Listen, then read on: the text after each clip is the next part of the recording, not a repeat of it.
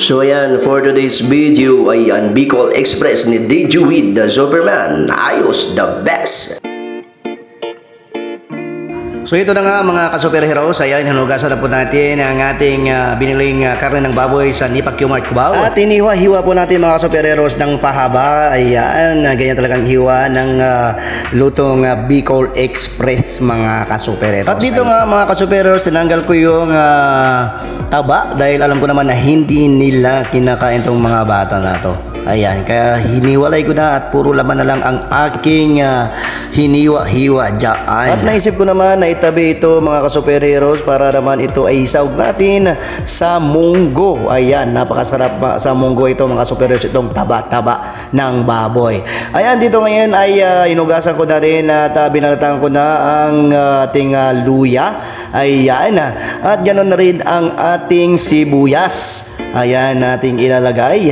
At ito na rin at ang ating bawang. Binalatan na rin natin yan mga ka-superheroes para ayos the best na ito. At pinukpok at pinukpok at binalatan na binatan at pinukpok at pinukpok at binalatan natin mga ka-superheroes.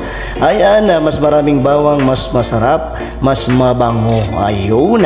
At ito na nga, nilagay ko na rito at tinabi natin. At ang ganito na rin ang sibuyas na rin na hiniwa-hiwa na. Ayan, at isunod natin ang ating luya.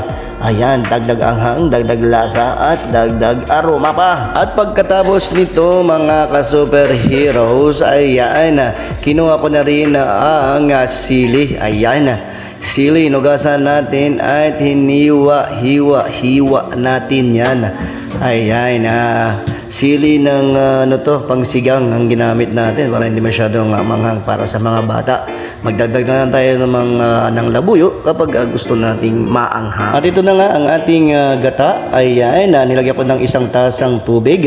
At nimekos-mekos natin to mga ka-superheroes. Piga-piga po natin at para matanggal ang kanyang katas. Ayan, sa unang katas, unang piga, talagang napakalinamnam, napakalapot na gata. Ayan, piga-piga lang at yan at kunting-kunting mekos-mekos pa mga ka-superheroes. Ayan na nga, sinalaan na natin ang unang gata. Yan tinatawag na kakanggata. At ito na nga, binalik ko na naman siya sa ating pangalawang piga. Ayan, yan ang gagamitin nating panglaga. Ayan ang ating pangalawang piga. Ayun mga ka-superhero. At ito na nga ay natapos din at ito ay itatabi na natin. At itong bawang sibuyas, luya, may sili, gata at itong karne ng baboy, paminta at magic sarap. At nagpainit na rin ako rito ng kawali at nilagyan ko na ng mantika at sinunod ko na rin ang bawang. Ayan, minikos-mikos natin mga ka-superheroes at sinunod ko na rin ang sibuyas. Ayan, at ganoon na rin ang luya. Talagang napakabangaw nito. Ayan, minikos-bekos lang natin to at sinunod ko na ang karni ng baboy. Ayan, habang nilalagay natin at hulog-hulog natin dyan at minikos-mekos lang at nilagay na rin natin dyan ang magic na pampalasa at paminta, ganoon na rin ang asin at tinakpan ko na rin para pagpawisan. The next day. So ayan, dahil tuyo na nga, ayan, minikos-mekos natin ulit mga ka-superhero. Ayan, at nilagay na natin ang pangalawa, ang gata. Ayan, para malaga pa siya at lumambot pa mga ka-superheroes. Ayan na po. At minikos-mekos natin ulit yan. Ayan, at ating takpan A ulit. few moments later. 2,000 years later. 1 eternity later. Ayan, ito na nga at tinignan ko at tuyo na nga at nagmamantika na po mga ka-superheroes at nilagay ko na rin ang ating siling haba. Ayan, at minikos-mekos na natin at nilagay na natin ang ating kakanggata. Ayun, sa unang piga, talagang napakalasa, napakalinamnam at napakalapot yan. At tinakpan din natin ulit yan. Naman, ito ay manuot ang lasa ng gata sa karne. Ayan, at maluto rin ang gata. So, at patuyuin na rin natin to mga ka-superheroes at pwedeng-pwede na to. Pwedeng-pwede na sa malamig na kanin.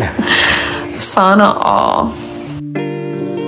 At ito na nga, nauna na ang ating dalawang chikiting. Ayan, si Chuchay at saka si Chuchoy. Ayan, Talagang gustong gusto rin nila itong Bicol Express, pero hindi ko naman gaanong dinamihan ng sili ito para naman makakain sila ng maayos.